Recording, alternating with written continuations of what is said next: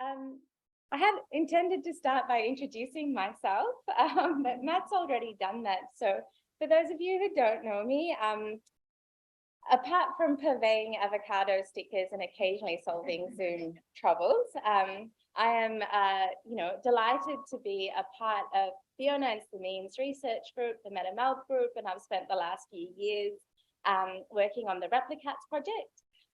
But prior to that, I completed a PhD in history of medicine, hence why you find me chairing this session today on the various ways in which we might begin to understand the emergence of meta-research or meta-science in its various forms. So it's my very great pleasure to begin by introducing David Peterson, who you see on screen, or you will in a second. David completed his PhD from Northwestern University and was a postdoc at UCLA before joining the sociology department at Purdue. David studies the nexus of scientific practice, emerging technologies, and expert authority. I won't say any more because I'll let David do that for himself. And I'm just going to hand over to David now. Let me stop sharing screen. Beautiful. All right, David, over to you. All right, make sure this is.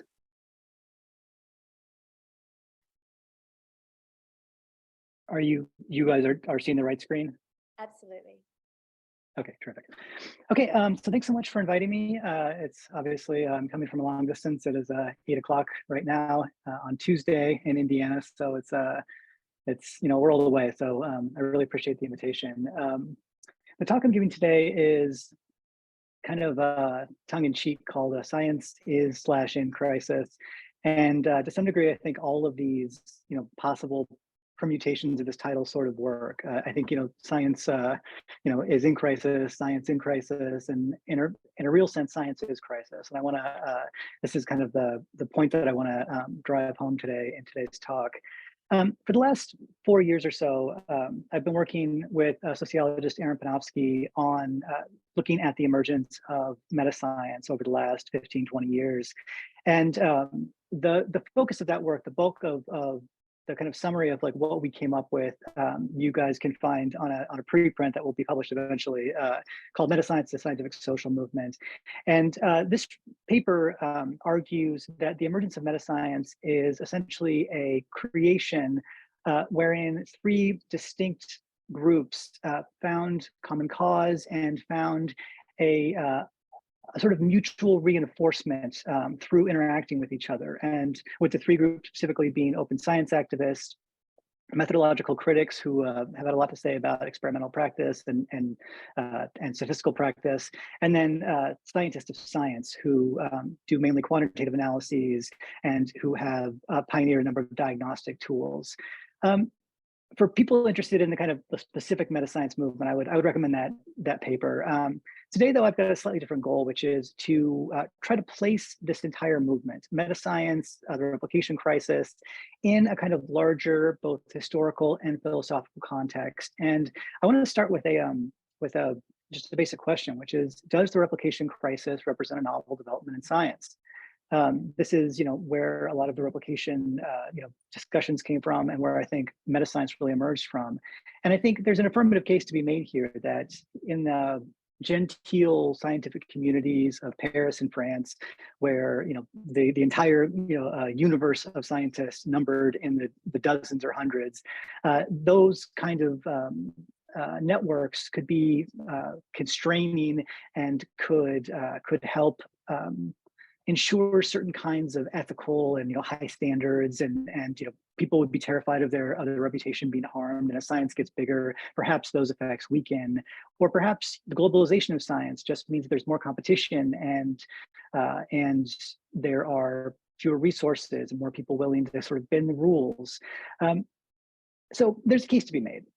However, one of the things that really jumped out at me during the interviews that I was doing for the Metascience project were that overwhelmingly the people that I spoke with, metascience activists, people involved in the movement, said that no, that the conditions for the so-called replication crisis have their roots way back. I mean, it's not a recent development that there's been loose oversight, or that there's been publication pressure, or small sample sizes, or poor statistical practice. These things go back decades and decades and decades.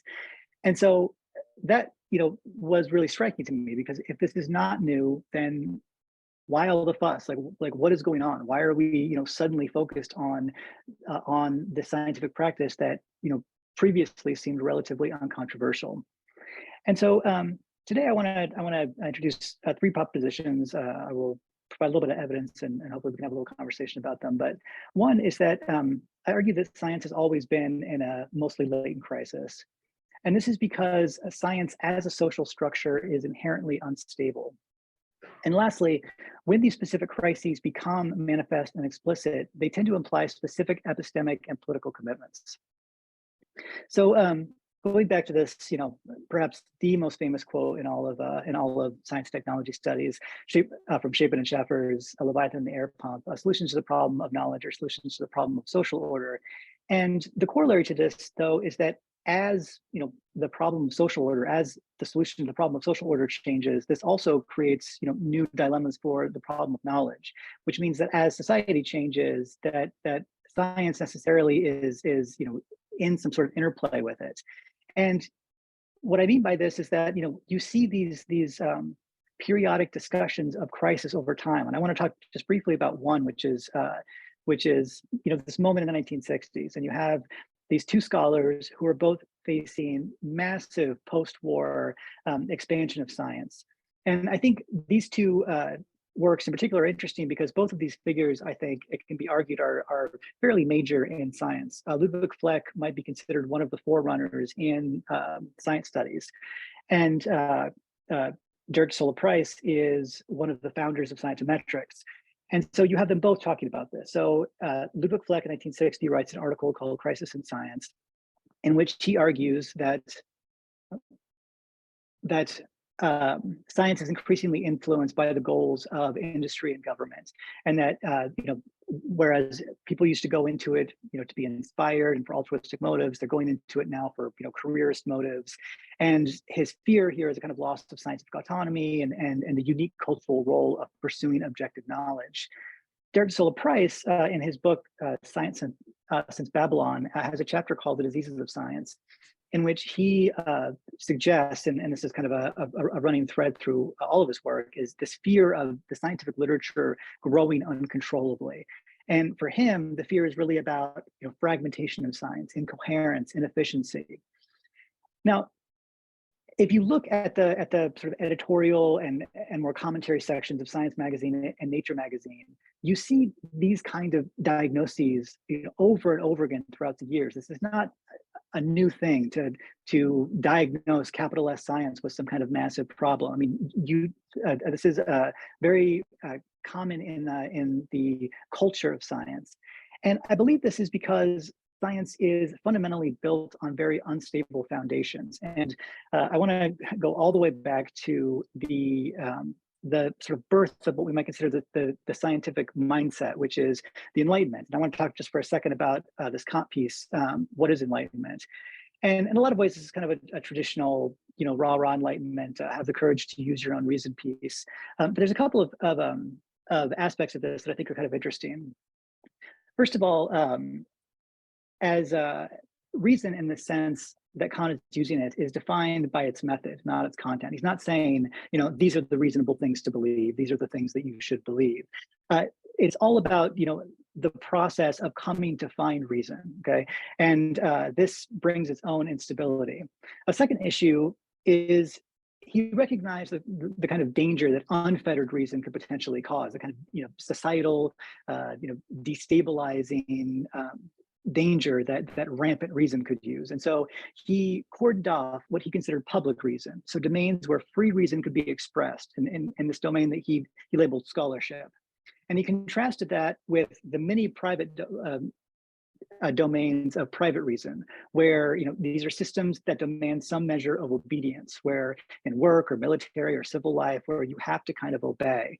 And I think this tension is it gives birth to to kind of two contradictory modes that emerged out of the Enlightenment. And one of them is a kind of conservative mode, which is, I think, represented by methodologists like Bacon and Descartes, who essentially argue that we need to do like a one-time break, that we have a bunch of knowledge that has gotten passed down. We need to break from tradition one time. We need to get to foundations, and once we're there, then through a systematic methodology, whether it's empiricism or rationalism, we can build up all of the knowledge in continual fashion. Contrast this with a kind of revolutionary tradition that I think is embodied by someone like Thomas Jefferson, who argued that revolutions must be periodic to overcome stagnation, that any system of development ends up becoming oppressive in some sense. And in a famous quote, he says, the tree of liberty must be refreshed from time to time with the blood of patriots and tyrants. And so there's this need to constantly, overcome the kind of constraints. So to bring this back to science, I think there's a real connection here, I think, in Kuhn's idea of normal and revolutionary forms of science. Specifically, I think that we have to understand that producing normal science, that producing, ongoing and productive scientific community is a real social achievement because it involves a delicate balancing act. There has to be enough chaos on one hand, enough mystery to provide interesting and surprising challenges, right? It can't just be a tick box exercise or filling out some form. There has to be some puzzle, some deep question. But at the same time, there has to be enough stability in the methods and the theories to provide some coherence and support mutual evaluation. Eventually, however, the conditions for stability become viewed as limiting. And the important thing here is that it's not about ultimately the content of science, right? These debates they start to become about the form of science, the idea that fundamentally the structure, the way that we're doing science is flawed in some fundamental way. And this, I think, really defines these kind of ongoing crises moments. I think this really is the kind of motivating factor. So I've talked about the first couple of propositions here, and I want to talk about this third one, which is about when crises become manifest, when they really become explicated. And what you see, I think, a lot is a series of kind of repeated themes in these discussions. And there's a lot of sort of competing values in science, right? Oversight versus autonomy, mechanical objectivity versus personalized expertise, explicit versus tacit knowledge, verification versus trust, open science versus curated and digested knowledge. And so bringing this all the way back, to the topic of modern metascience, what are the epistemic commitments of modern metascience? Well, it's a little bit of a broad brush statement, but I don't think it's totally unjustified to argue that it tends to lean toward the left side of this table, right? Toward oversight and, removing things from kind of subjective, expert control, making things explicit, verifying, opening science. There's 2 points that I want to make about these commitments as I finish. The first is that all of the values on the right side of the table, I think, can also be defended, right? And I think a lot of the debates, and I think this is one of the reasons why I think it's important to bring both STS scholars and domain experts into these discussions, because I think there are times when I think science reformers accuse scientists or other actors of like hiding behind trust or tacit knowledge because they want to avoid accountability or reforms.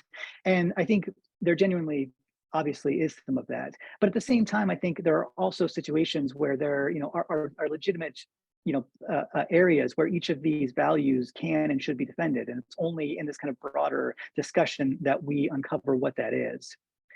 The last point that I want to make, though, and the kind of maybe the take-home point of this, is that the values of modern metascience, this shift in values, I think, really represents a kind of transformational seed.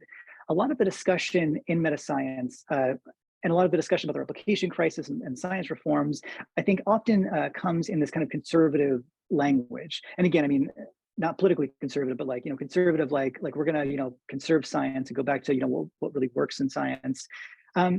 But I think if this isn't a new problem, if we are genuinely trying to incorporate some truly novel mechanisms in science. I think really what is happening here is we are kind of preparing science for a kind of revolutionary motivation here. And specifically, I think one of the things that's happening is a lot of the transparency initiatives, a lot of the output of the replication crisis and the metascience movement and the reform movement has been about hastening the datafication of science. And this is where I think things get really interesting, because when you look at the datafication of science, at the kind of openness of science, I think what we see is not that the metascience movement started this. I think there's a sense that all of this open science stuff really got going. Once the metascience stuff showed how all of the problems with closed science. But here's just a couple of graphs. The one on the left is submissions to arXiv, which is obviously an open access paper repository, and then data repositories on the right. And even if you date the metascience movement back to 2005 with Ioannidis, a piece about published findings being wrong, you can see that these movements predate that, right? There's already this push toward openness, toward transparency, toward datafication that happens before that. So going back to this original question, right? Does the replication crisis represent a novel development in science? I will say, no. I think most people would agree that it's probably not super novel, but I think the reforms are genuinely new, and I think really do behoove us all to pay special attention, because we are really experimenting science in a kind of explicit way that I'm not sure we ever have before. All right, on that note, I will call it. Thank you so much.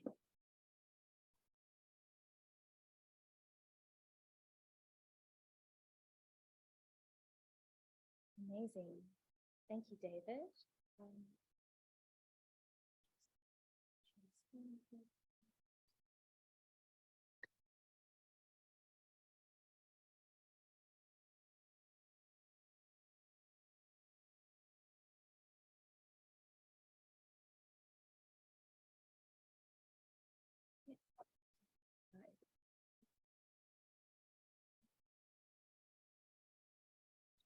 Our next speaker, I believe, needs no introduction, but it remains my very great pleasure to introduce Professor Fiona Fidler, who is a joint appointment with the School of Historical and Philosophical Studies and the School of Environment and Forestry here at the University of Melbourne. It changes a little bit, so apologies. Over to you, Fiona, thanks. So do you remember this morning when Anne was presenting her qualitative work, and she was saying, I'm a bit nervous presenting this qualitative work in this audience where there are qualitative researchers? That's exactly how I feel giving this talk now, except I'm nervous about the historians and the sociologists. So this was a similar sort of thing though. So this isn't this isn't a proper history, and it's not a proper sociology. I don't know what it is. It's just like a bunch of, it's just a bunch of stuff that happened, story about some stuff that happened over the last 80 years or so. What I'm going to talk about is, I'm going to talk about it as though it's two scientific reforms. I don't even know if that's true, but I'm going to claim that one of these reforms largely failed to bring about any convincing change in practice within a reasonable time frame, and it has arguably, with the possible exception of the statistics wars that we heard a little bit about yesterday, it has arguably faded away. You could say it's been subsumed by the second reform. That might be true. The second reform, I'm going to say, has been largely more successful than the first one. So sorry, I've moved the Zoom window somewhere silly. So the one that I'm going to say has been more successful is this kind of replication crisis, credibility revolution. And I'm going to contrast, it's broader than replication, obviously, but that's kind of where it starts. I think it's received a lot of attention in the science media. We all know about it. And I'm going to contrast that with the statistical reform that starts maybe even a little bit earlier than the 1960s, but takes flight through the period. And at first thought, you may think that this kind of statistical reform is really just statistical nitpicking around a certain class of tests or something, and not a proper revolution like the one that we're in now. But I want to try and convince you that actually it was about a lot more than just statistical nitpicking. So here, for example, is Paul Meehl, who Anne also referred to, famously describing null hypothesis testing as a terrible mistake, poor scientific strategy, one of the worst things that ever happened in the history of psychology. And this is followed up 2 decades later by Frank Schmidt, who says that it has systematically retarded the cumulative growth of scientific knowledge. So just to be clear, they might not have used the word crisis like we do these days, but make no mistake, the language through all of these criticisms is extremely strong, and these critics are pointing to issues that they do indeed believe undermine the published evidence base. It's not just technical corrections to your chi-squared tests or whatever. They're talking about fundamental questions about the practice and the progress of science. I should have said this at the start, that most of this kind of fake history that I'm giving is focused on psychology, but there are parallel events in medicine and in ecology that I'll mention from time to time. So during this whole time, during this statistical reform, over the decades that follow this sort of 1960s period, there are literally thousands of papers published criticising null hypothesis testing, and virtually no responses to them. So practices do not change, and nor do people step in to defend current practice, with one exception, this book here. You could also think of Deborah Mayo as another exception, but it's not a debate at this point, at least. It's not a statistical, there's not a statistics wars, there's the critics, and then there's just kind of silence, nothing happening in response. There's more debate about this probably as part of the current revolution than there was in the actual statistical reform. Here's my version of what David's Venn diagram of these things. So I think there's a lot of similarities between the earlier statistical reform and the one that we're in now. This is not an exhaustive list. Apologies if your favourite reform intervention is missing from either circle, but there's obviously a lot of overlap here. For a long time, I didn't even consider that these were kind of 2 different movements. To me, at least, from where I came from, the replication crisis and credibility revolution is a natural extension of statistical reform, but I've more recently been convinced otherwise. So all of these things, publication bias, statistical inference, the problems of underdeveloped theory, statistical power, misuse of p-values, questionable research practices, cherry picking, and even trial registration, if not in psychology, then at least in medicine, was part of, has been part of both of these things. And there are other, I think we can keep adding circles to this, but I'm just going to start. I'm just going to stick with these 2. Okay, so where do they start? Where do they meet? Now, this historians just block your ears. There's no, I can't excuse what's about to happen. This is a decade by decade summary of these types of criticism. So starting in the 1950s is really when we start to see the first critics. So by the way, null hypothesis testing has been, kind of invented before this, Fisher and Neyman Peterson, and then the development of this hybrid of null hypothesis testing that's been an incoherent hybrid in practice starts to enter some of our life and behavioural sciences, but it's kind of adoption is interrupted by World War II. So it's post-World War II that we see null hypothesis testing really take off in applied sciences, in psychology, in medicine, etc. So pretty much as soon as it's in, people are criticising it. The critics start straight away. And in the beginning, they're relatively optimistic. They're offering just little helpful technical advice about how you could do this better. For example, this is how you do this appropriately. Do it this way. optimistic and it's helpful. By the end of the decade, though, Sterling has noticed this problem of publication bias, and the rates of publication bias that he reports then are almost identical to the rates that we see today.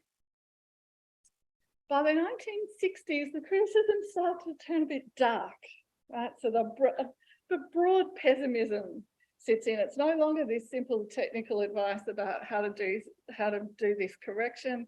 There are now deep philosophical questions about whether this null hypothesis testing, as it is typically practiced, this incoherent hybrid, ignoring statistical power and so on, whether that fits with the goals and purpose of science, as opposed, for example, to the goals of, manufacturing and quality control, which is where it's developed.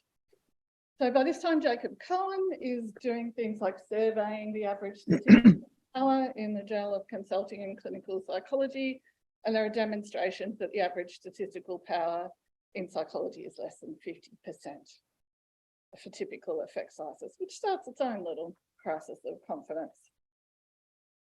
The 1970s are dominated by developments in meta-analysis, so parallel development of meta-analysis by Jane Glass and by Frank Schmidt and Jack Hunter. And these are fascinating stories in their own right. And what they bring to light, these kind of what the meta-analysis origin stories bring to light is, again, these questions about whether null hypothesis testing is the best facilitator of scientific progress. So whatever you might think about meta-analysis, and I know there are critics in the room, its development here plays a role in highlighting these critical questions like, should we be making dichotomous decisions on the basis of single experiments? What does this do to the growth of cumulative knowledge and to the progress of science? Meta-analysis also highlights for us how easily illusory inconsistency and fake moderating variables are produced in a literature that is chronically underpowered. And there are great examples of these from Jane Glass's work on psychotherapy and Frank Schmidt and Jack Hunter's work in industrial and organizational psychology. They work on employment tests in that case. And Kathy mentioned Tversky and Kahneman as well, so they appear in this decade too, highlighting the widespread misconceptions that psychologists hold about the statistical power and the poor intuitions that they have about sample size, even amongst surveys of mathematical psychology societies. By the 1980s, there's some real frustration setting in and the evidence is accumulating. But by now there are hundreds of articles criticising null hypothesis testing. Eventually this will become thousands.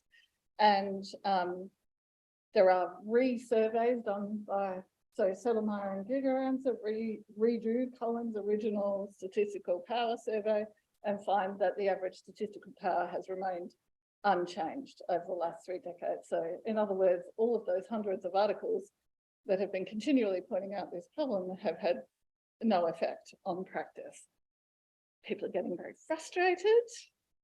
Critics are angry. Paul Meal's getting very angry by this stage. And so, but then, then it's the 1990s, and this is a decade of action.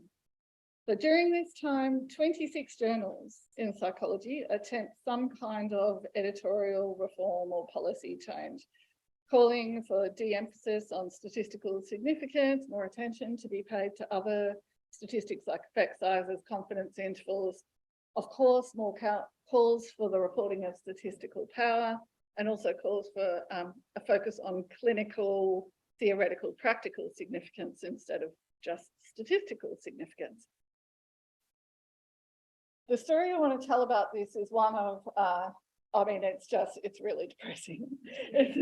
It's one of, again, no impact, but it's, I think, actually a story about a lack of coordination. So what you have over this period is these 26 reforms, but it's this editor at one journal, and then like 18 months later, another editor at another journal that's not connected to this, and they don't talk about what's happened over there. So it's very fragmented changes. There's a lack of coordination.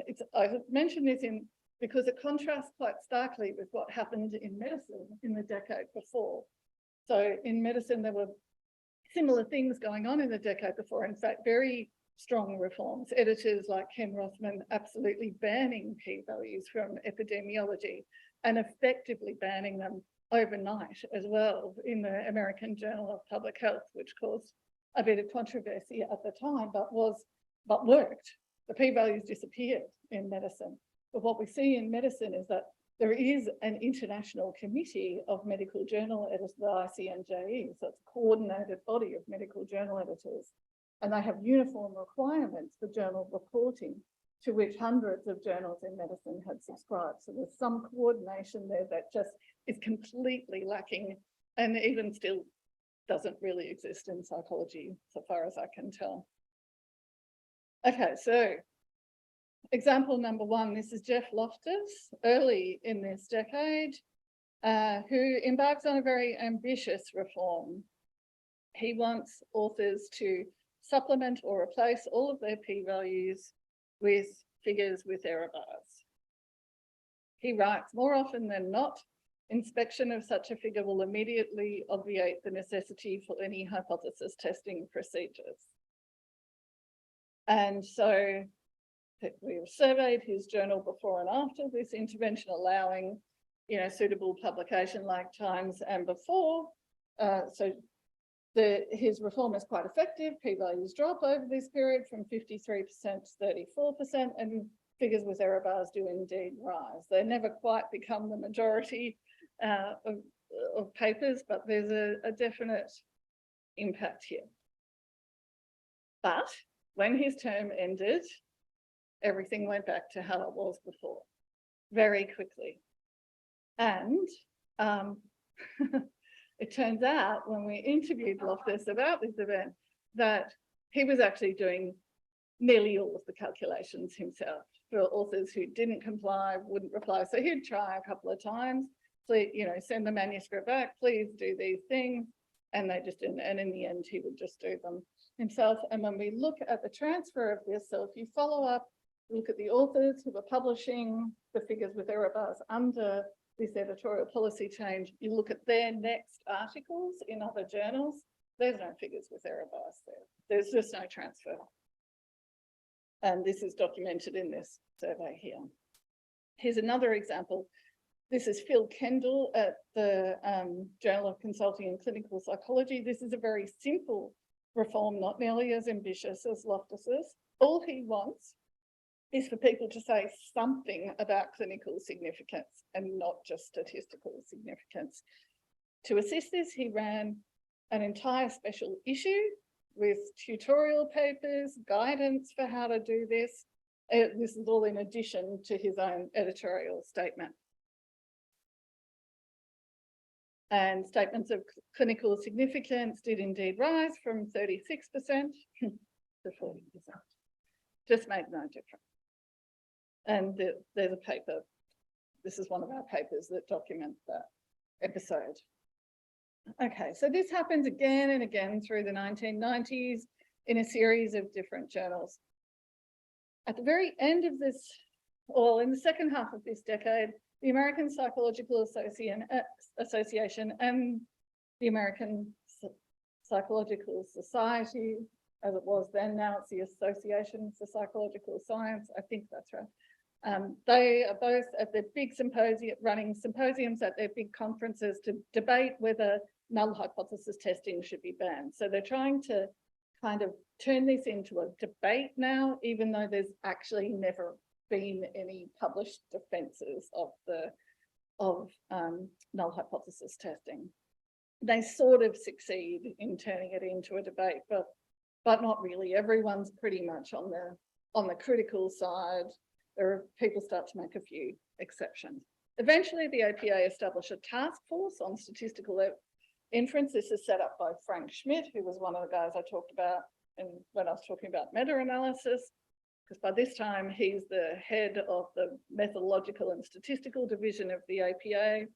And this task force, we were very excited about this task force when it was formed. We thought this is going to be a big deal. Now there's really going to be some change. And that, yeah, that turned out to be way too optimistic. And again, one of the problems here is coordination, I think. So the APA was a very high profile task force, lots of journal editors, lots of statistical experts, very well respected experts who met exactly twice for a total of 6 hours in airport lounges. So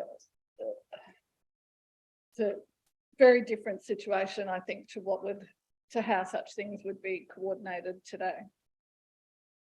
They released these guidelines, statistical methods in psychology journals, and Paul Neal had been appointed as to the advisory task force, and when he was sent a draft of what appeared in these guidelines, he wrote this to the task force panel. It took 30 years of unanswered criticisms before the APA woke up to the fact that there might be a problem and appointed a committee, but I'm afraid the committee has laboured to bring forth a mouse. Reads like a politician, the blue ribbon committee coming out in favour of motherhood. No, got no teeth. But still, we were optimistic, because what happened after this was that the statistical guidelines in the APA manual were going to be revised. And the APA manual sets the editorial standards for over 1,000 journals in psychology. So again, we're clinging on to hope that maybe this time something would really happen. And the APA manual had this kind of advice in it. Interval estimates should be given for effect sizes. Confidence intervals are the best reporting strategy. And so let's have a look at what the impact of these recommendations were. So regardless of what you might think about the recommendations themselves, you can look at whether this kind of institutional change in the publication manual actually did anything. And what we see as a result of this decades-long process of finally setting up a task force, finally getting changes into the APA publication manual, is a rise of confidence intervals from 4% to 10%. Not exactly the change we were hoping for from these big institutional changes. This is interesting, I think. So Roger Kirk is by this time the president of that APA division responsible for methodology and statistics. And he says of the report and of the APA manual, they didn't go nearly far enough. I'm very disappointed, very disappointed. This is what the chair of the task force committee said in response to that. Oh no, I don't think anyone was really looking for a radical change. That wasn't what we were trying to do. So it's a sociology of science wonderment. So step back for a minute. At this point, we have thousands of criticisms of null hypothesis testing, virtually no defences, editorial interventions in all these leading journals, high profile critics, task forces, committees, institutional intervention, and nothing, like little changes from 5 to 10%, or changes that last for a year or two and then immediately revert. How is this possible? Even Jacob Cohen is saying the passive acceptance of this state of affairs by editors and reviewers is a mystery. Michael Oakes wrote, if one accepts these criticisms of null hypothesis testing, then it would appear that psychologists and other behavioural and social scientists have been almost willfully stupid for 40 years. Now, Michael Oakes doesn't believe that people are willfully stupid, and the book is actually full of other explanations for how this happens. But by the end of the 1990s, I was consumed by this question. And so I left psychology and moved into philosophy of science and set to work writing about institutional inertia and the seductive power of probabilistic fallacies and statistics being used as rhetorical devices rather than reasoned argument, or role of ethics in statistics. And these are all, you know, fun and interesting things to think about, but none of them are very good at explaining the sociology of science wonderment here. None of them explain why at the time different disciplines like medicine were on a very different track, or why disciplines like ecology saw a much faster rise of Bayesian methods. nor do they explain why the current credibility revolution has been so much more successful at implementing change. Yeah, so the rest of this talk that I will not be able to give is about what is different about now. What has happened as part of this credibility revolution that has led to all of these changes and the development of all of the societies and groups and guidelines, coordinated efforts that we see now. I have 5 explanations for that. You can ask me about in question time. Sorry. I'm sorry to cut you off. Yeah.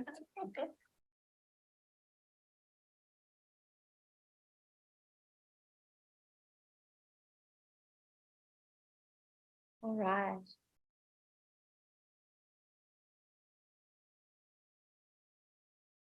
Just as we have our final speaker setting up, it is a pleasure to also introduce Nicole Nelson, who is an Associate Professor of Science and Technology Studies in the Department of Medical History and Bioethics at the University of Wisconsin, Madison School of Medicine and Public Health. Nicole's current research focuses on the reproducibility crisis in biomedicine and its relationship to histories of biomedical and open science research reform. Over to you, Nicole. Wonderful. Thank you, Fallon. And Fiona, I'm sad that we didn't get to your why now, because a lot of what I'm going to be talking about in my talk is the why now, but very specifically in the case of American biomedicine. So one of my interests as a historian and sociologist of science and looking at the so-called reproducibility crisis is to think about how it is that institutions and individuals recognize problems as reproducibility problems, or recognize them as rigor problems, or even just recognize them as problems. And so what I'm going to give you today is an institution level story, looking at the NIH in the United States and looking at both the series of events that triggered this reproducibility discourse within the institution, as well as some of the histories leading up to those events that I think provide a kind of contextual explanation for why it is that these specific historical events seem to make the difference when other seemingly similar events did not.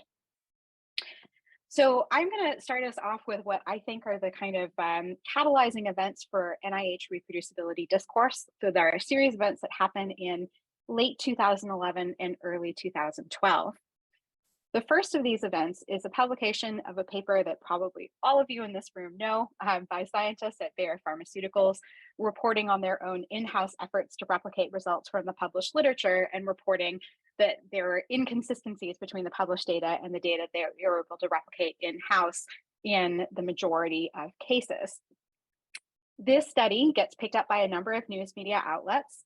One of the important ones is an article that runs in the Wall Street Journal a couple of months later, titled "Scientists' Elusive Goal, Reproducing Study Results." And one of the reasons why this particular story is interesting is because it catches the attention of some senators, particularly Senator Shelby, who sits on the U.S. House Appropriation, or the U.S. Senate Appropriations Committee. And Senator Shelby talks specifically about this Wall Street Journal article a couple of months later in March of 2012, when he's questioning NIH Director Francis Collins about NIH appropriations and general NIH functioning. So Senator Shelby talks about how he, an aide brought to his attention this Wall Street Journal article, and he talks about the article itself, saying it cited this biopharmaceutical study describing how it had halted 64% of early drug target projects because in-house experiments failed to match the claims. And then he goes on to say, when the NIH requests $30 billion more in taxpayer dollars for biomedical research, he says, which I think is not enough, indicating that he's supportive of the general project of federal funds for research.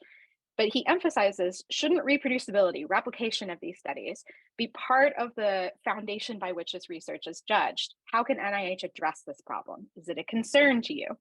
And Collins replies back, well, yes, the percentages quoted by Bayer were certainly deeply troubling.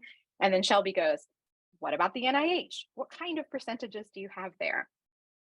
So this proves to be a pivotal moment, I think, in terms of how the NIH responds at an institution, that this is something that is kind of brought to the fore in a public manner, where you have someone who's generally supportive of appropriations for federal research dollars, who is signaling that this is an issue that somehow Francis Collins needs to address.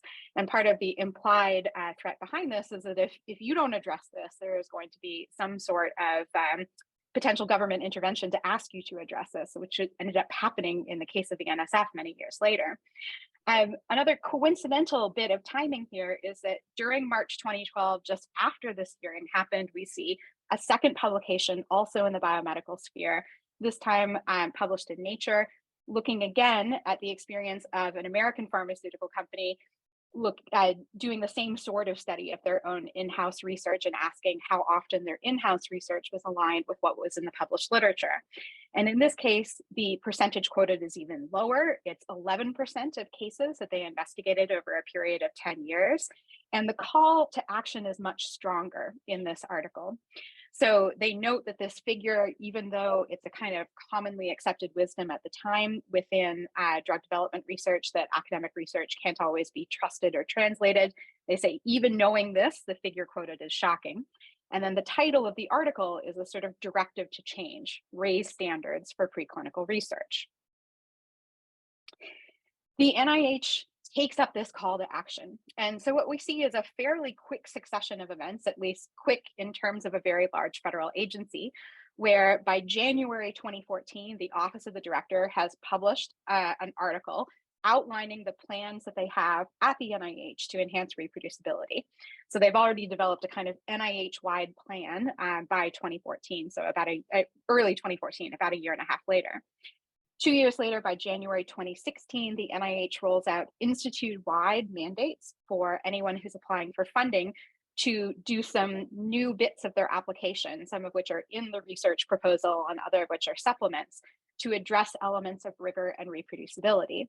And this kind of institutional effort has carried on through to the present day, where there are also still quite a lot of funding opportunity announcements that are related specifically to reproducibility and rigor across institutes at the NIH, indicating an ongoing interest, at least to some degree, in trying to fund research that is on reproducibility and enhance reproducibility within different kind of clusters of research or clusters of techniques. So my timeline here is not nearly as long as Fiona's or David's, in that I'm not trying to give you since the Psi revolution, nor am I giving you 80 years. I'm giving you kind of 10 compressed years here of triggering events that seem quite proximate to the actions taken by different institutions, and the way that we can see these events kind of chain from one to the other, beginning with these articles, which I see the dates of these are wrong. That's unfortunate. Beginning with these articles in 2011, not 2021, and moving forward to what we see implemented just a short time later in January 2016. Now, the question though that I want to take up in this talk is why the Bayer article and not other articles, which is something that we've approached a little bit already. John Ioannidis' 2005 article, Why Most Published Research Findings Are False, also has very sort of sensationalist numbers or numerical claims about the state of the literature. And those claims also get taken up in very high profile venues, such as the New Yorker. There's no shortage of attention or shortage of things that could have been brought to the attention of senators beforehand who might have questioned Francis Collins and other venues. So why these particular set of articles? And what I'm going to argue today basically has 4 parts. First, that the articles authored by these industry scientists specifically were effective because of the past decades investment by the NIH in translational research and in the narrative that there was a crisis of translational research, particularly of drug development and blocks in the pipeline. Because the NIH was already invested in this translational research narrative, what these articles managed to do is intervene in an existing set of institutional commitments, but switch them up a little bit. The articles published by Bayer and Amgen bought into the problem of translational research, but they reframed it slightly. talking about the problem as not being one of movement, of getting results from bench to bedside, but one of quality, where what was being translated was not of high enough quality to be effective. Next, I'll argue that it was difficult for the NIH to reject this framing because of an existing body of evidence that had cropped up, coming largely from a history of evidence-based medicine, where some researchers in the preclinical space had started conducting Cochrane-style reviews to look at the quality of preclinical results, and that those sort of scattered articles throughout the literature, which were not great in number by 2010 or 2011, were nonetheless great enough that it presented a body of evidence that was hard to argue against about the quality of existing preclinical studies. And finally, what I'll argue is that this history here gives some sort of moments for to pause and think about where the trajectory of contemporary reform is going, because the continuation of sort of research from EBM into preclinical research means that the type of quality criteria that are being adopted today bring preclinical research into closer alignment with industry science and regulatory science, not always in a way that I think is necessarily desirable. So I'll reflect on that at the end. All right, so one slide on each of these quickly. First part of the argument, alignment with existing institutional commitments. What is happening in the aughts at the NIH and the FDA is a conversation about slowdowns in drug development, where the argument is that pharmaceutical companies in particular are spending more money than ever and making fewer new drugs, despite the fact that they're investing all of this money. The graph that's on your far left here shows at the top line the total number of NDAs, that is new drug applications, received by the FDA over time. And you can see that it's kind of steady, not much increase despite increase in federal dollars. But what's more concerning is the bottom line, which is original agents, which is not just Me Too drugs that are variants on known ones, but are truly novel agents of the type that you might expect to come out of basic research. And that seems to be in decline since the 1990s. So by 2003, when this report is published from the FDA, there are a bunch of people that are thinking about what can we do to try and improve the pipeline to help results flow from bench to bedside. The graphic in the middle is one that came to encapsulate that narrative, where you've got this rickety bridge with a scientist and a doctor sort of yelling at each other across a canyon. And one of the NIH's solution was to start to build out infrastructure to invest in translational research to try and bridge that perceived gap. So when NIH Director Elias Zerhouni took office in 2003, this was one of his main platform points. And in 2011, the very year that those Bayer articles, is coming out, the NIH is just launching NCATS, the National Center for Translational Sciences. I'm getting that one wrong, but something along those lines. It's kind of signature new center that is going to try and address translational research. So the NIH by this point has a fairly large investment as an institution in this idea that drug development has encountered some sort of problem, that problem has to do with the relationship between drug development processes and basic science, and that something needs to be done to fix it. Enter now the Bayer article. The Bayer article, I think, does a really successful job of trying to reframe this narrative in a way that points attention to quality rather than movement. So in an early part of the article, they cite these similar sorts of statistics about the number of failures in early phase trials, showing that the new drugs that are being developed by pharmaceutical companies don't seem to be going anywhere. So in other words, buying into this idea that there is a pipeline problem. But they argue that the problem is because the validity of the targets being investigated is frequently questionable. So they're not seeing it as a problem of movement. They're seeing it as a problem of the quality of the inputs. And they argue essentially that it's time for academic scientists to clean up their act, that the situation in preclinical research today, they argue, is reminiscent of the situation in clinical research 50 years ago, by which they mean there's no sort of standardized reporting, there are no large multi-center efforts, none of the types of things that come to be sort of paradigmatic of clinical research. So this narrative of preclinical research lacking in quality, and that the quality is the reason why there's a slowdown in drug development, is one that can be supported by going to the literature that's developed from evidence-based medicine practitioners who have branched out from doing systematic reviews, meta-analyses, other types of studies of medical research, and taken that same set of tools and moved it over to preclinical research. The first of these kinds of studies come in response to preclinical studies that led into clinical trials where the clinical trials didn't pan out, meaning, the drugs didn't do as well as expected. And so those people that were involved in the human clinical trials, then in trying to sort of do a postmortem and figure out, well, why is it that none of these drugs worked, then went back to look at the animal studies and say, okay, well, was the evidence going in good? And applied some of their same tools for analyzing quality of evidence and evidence across studies to try and make some arguments about the quality of animal research.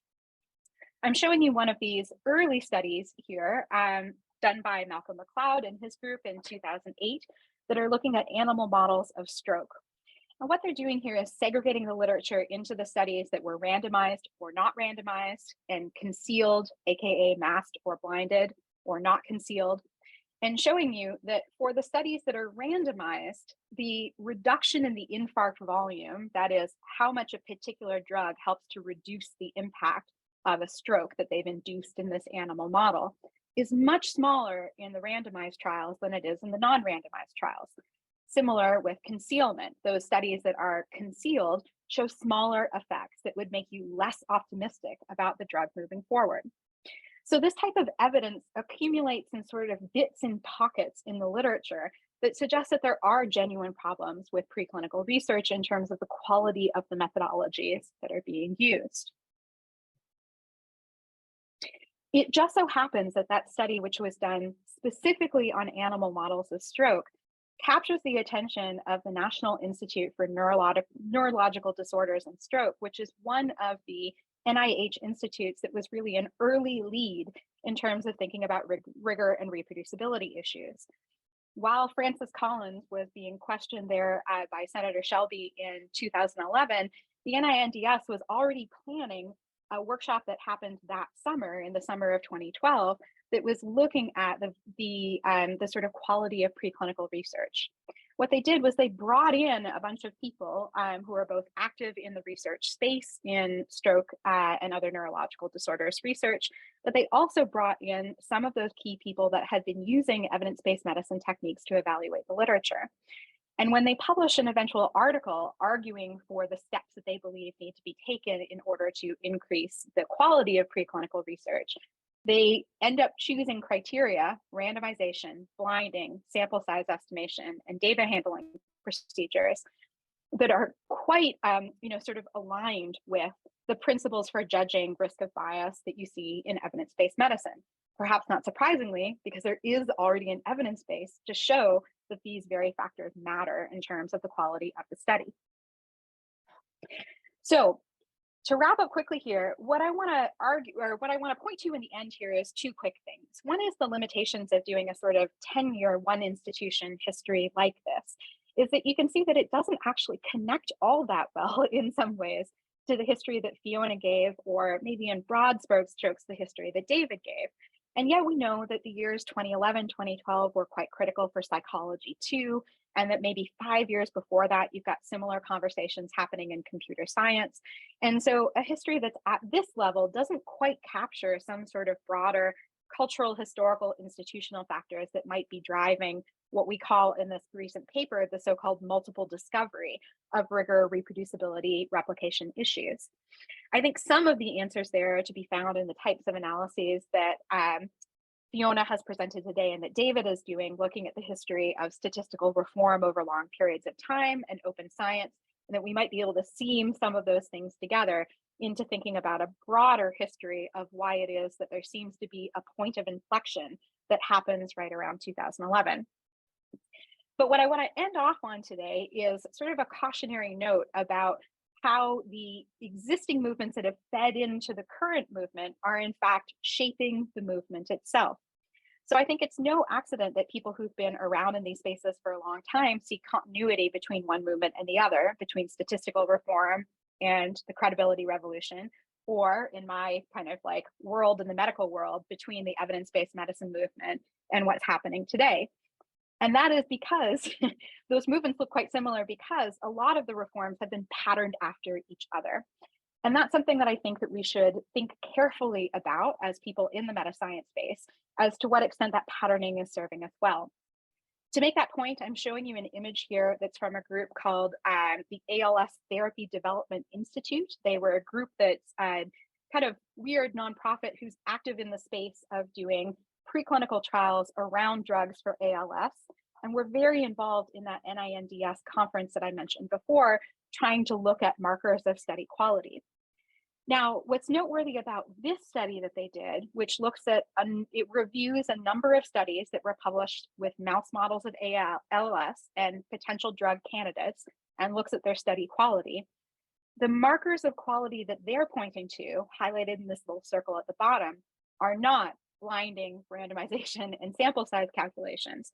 They're things like gender balance, whether or not you chose mice with high copy numbers of the gene that's been inserted or low ones, and the low ones seem to not produce very robust results, whether or not the mice were litter matched. So if you got one mouse and another mouse from the same litter and put them into treatment and control groups, these were the things that in their analysis made the biggest impact in terms of study outcome.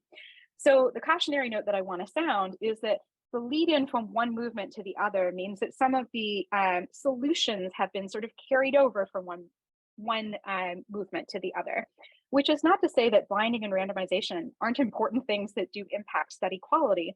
What it is to say is that there might be field specific things which are just as much, if not more impactful on study quality, that we should also be paying attention to, and which shouldn't get lost in the sort of roll into one great reproducibility and rigor movement.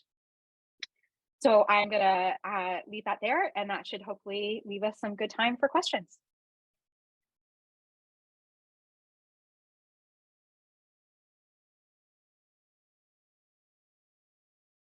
Thank you, Nicole.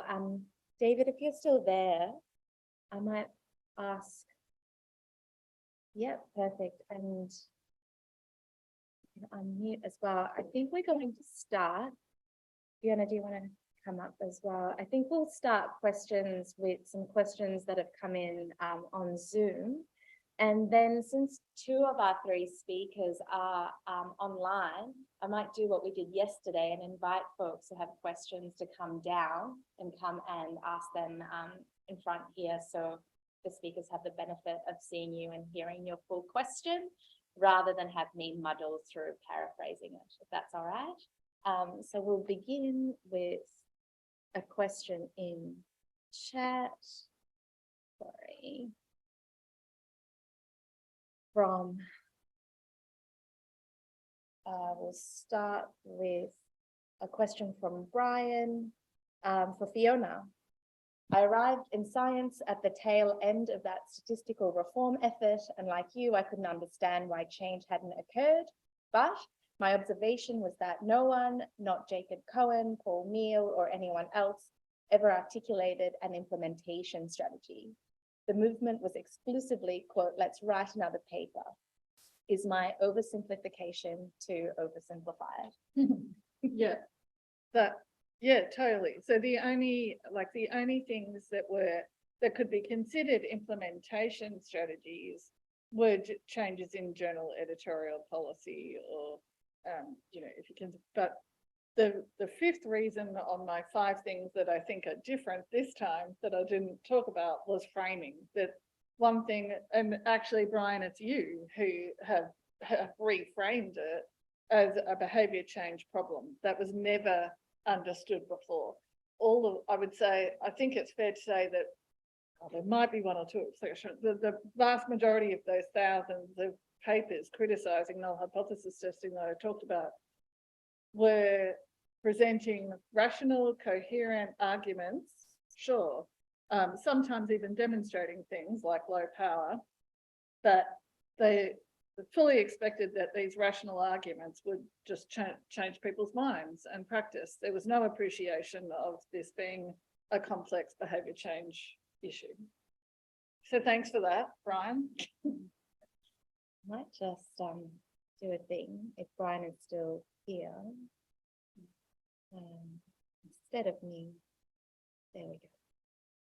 I did have your pyramid on one of the slides. I didn't show either your behavior change. If you want me to speak, it's a little dangerous because I'm just enjoying martinis, listening to these amazing talks. So thanks for it's amazing, Fiona. I love your answer, and the only comment I have is that there's amazing irony that psychologists didn't recognize that writing a paper is not sufficient.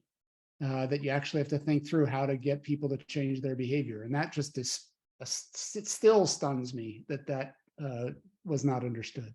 There were a few of us who thought as far as improving statistical education and improving statistical cognition, but no one really got further than that, I don't think. Thank you. I think there's one more question from Zoom. Tibor, if you're still there, I'm just going to ask if you can ask your question live, if that's okay. Yes, can you hear me? Okay. Hello, can you hear me? Yes, we can. Oh, good. Okay, lovely. Yeah, thanks everyone. It was very interesting, and I'm concerned by the replication crisis, even though I'm not a psychologist or a doctor. My question is a simple one. Things have changed in the political sphere. There is an increased pressure on researchers to produce value for money, and they have to produce output. And I wonder how much of this is the result of an urge or rush to publish. It's publish or perish these days. You have to increase your productivity, which means you have to put out more results. Of course, each one of which then is less adequately researched, and so on. So how much of this is a political problem from the funding end, as opposed to a failure of the research at the bottom end, if you like? Heaps and heaps of it, lots. Okay, so are Who we? wants to grab this one? David, do you want to go for it?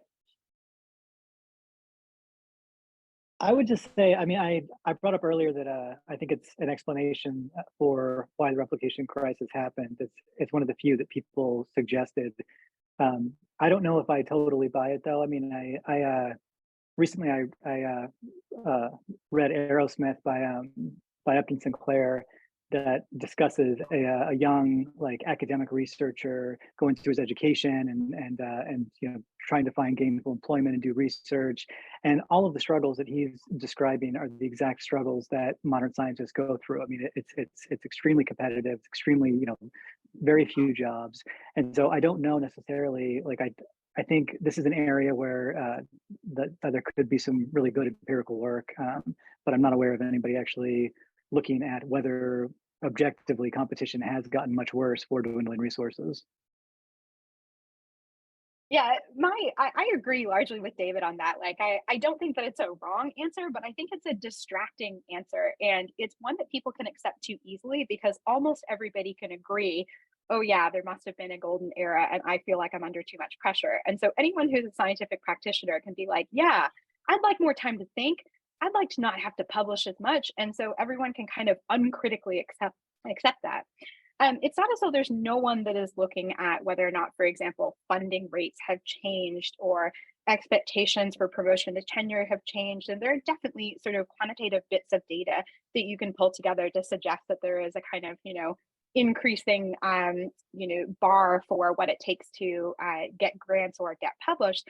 But at the same time, you have to take into account the changing structure of labs and the fact that people are just applying for many more grants. And so low success rates still means that many labs are able to keep funded. And so I would encourage people to not accept these kinds of explanations too critically, too easily, if only because it sort of shuts down the discussion about what other causes might be going on, because it allows people to have an answer that sort of feels right to them, even if it's not a very complete answer, because they feel like they're under pressure, and that must be the case. So I somewhat dislike the answer for that reason. I believe we have a question from Samin.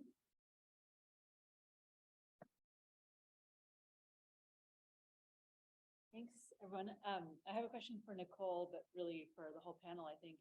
But I was thinking a lot about your last slide and how interesting and useful it is if, if we take that evidence at face value that in ALS research, there are these like predictors of what was more reliable research and so on, and that there seem to be things that might be specific to that domain of research and not generalized. And so your point that like we might want to be thoughtful about what the reform movement focuses on in each discipline and each maybe even subtopic. But then I was thinking like, well, how do they even know all those differences across the studies? How could they code like the balance of gender and all these things? Like there had to be a pretty good level of transparency in reporting of these things. And it seems that what a lot of the reform movements right now have in common is an emphasis on transparency. So I have a two-part question. One is, would it be correct to say that transparency is kind of a first step, a necessary but not sufficient requirement to identify the areas of reform for a particular discipline? So that might be relatively universal, that you need reforms to first get the level of transparency so that you could do that kind of meta research that the ALS group did. And then I guess the second part isn't so much a question, but just a comment. If that's the case, like I think that there's going to be an interesting kind of second wave of reform that we're seeing in psychology now, I think, and is going to hit other fields where the early parts are like transparency and everyone can get on board with that because that's not very threatening. It's like, we're going to get badges and we're going to get pats on the back for being more transparent.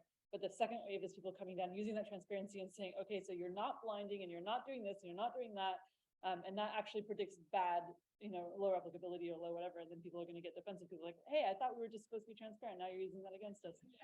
So would it be accurate to say like the first wave might be more universal to identify where the problems are, you need transparency. And then the second wave is going to be more discipline specific and possibly more painful?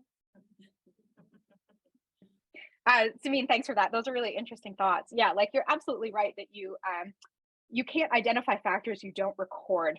And so to some extent, having good metadata is really necessary for doing that type of research in order to figure out if you can identify, sources of noise or variability in your data that might be systematically biasing your results.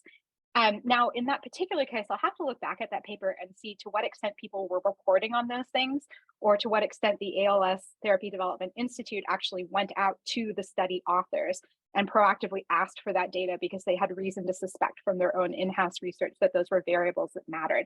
So I'm not 100% sure whether transparency was the thing or was not here. That was the sort of key driver. Like ALS TDI is sort of a major player in this space and had sort of dense social contacts with other people that were doing those types of studies in a way that would probably allow them to get that information out of those social networks more easily than others, I would say.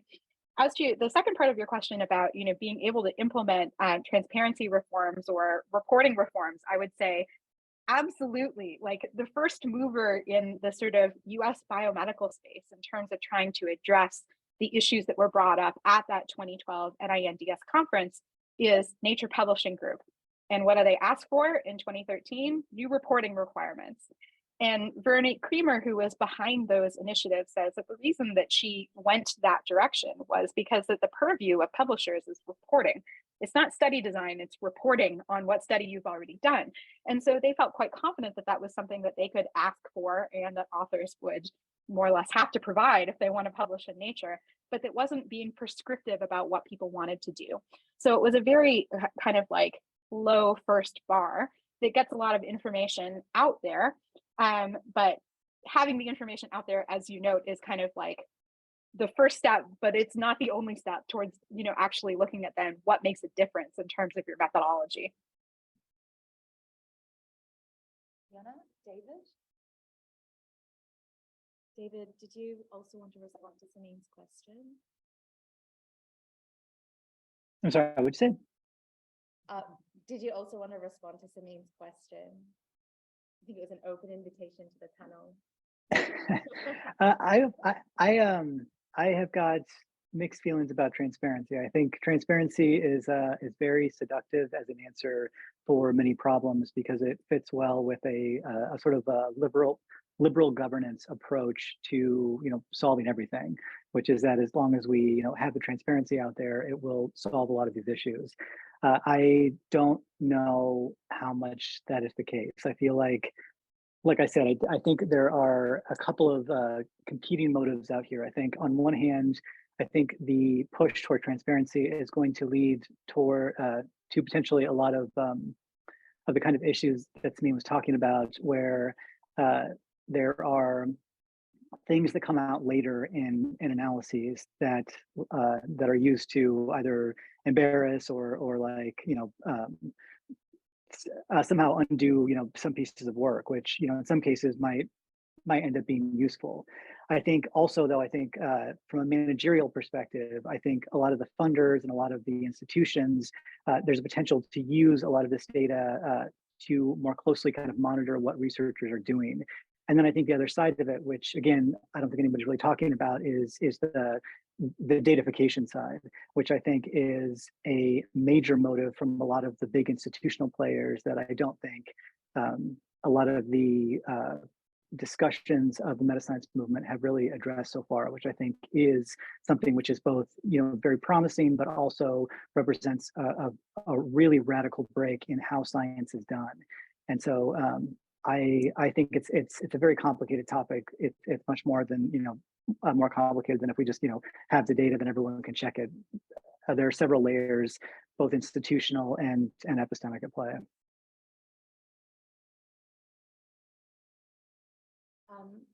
Can I go in for one of Brian's, or do we? Are there more in the actual Absolutely. floor that I can't see? Yeah, absolutely. You can respond to one of Brian's, and we have one more question from the audience, and then I believe I am standing in the way of people and lunch. Well, we don't want to block people at lunch. But yeah, I'll say, Brian, I would love to talk about one of the differences, the differences between the Reproducibility Project psychology versus cancer biology. I think that would be a really interesting conversation where I think that marketing and timing is part of it, but I don't know that that's the only part. And here I wanted to loop in some of David's work, actually, that I think is quite relevant for talking about the difference between the two, because one of David's arguments is that there's kind of a difference in psychology versus the bench sciences in terms of how much they think that skill and sort of one's ability to kind of, exercise trained judgment matters to the particular scene, and that there's a fairly sort of low threshold towards being treated as a skilled researcher in psychology versus a fairly high threshold in a lot of the bench sciences. And that might be one potential explanation for why it is that the two projects are received differently, is that for people in psychology, you get large scale buy-in from people saying, yes, some other independent researcher can largely replicate my study. And it's not as though you didn't see pushback to that, that argument got made. But in cancer biology, you had even more voices, I would say, who were saying, unless you spend 6 to 12 months learning this very specialized technique in my lab, I'm not going to believe your results. So yeah, just to kind of like loop in some of David's work here, as well as another, as another explanation for what might be different there.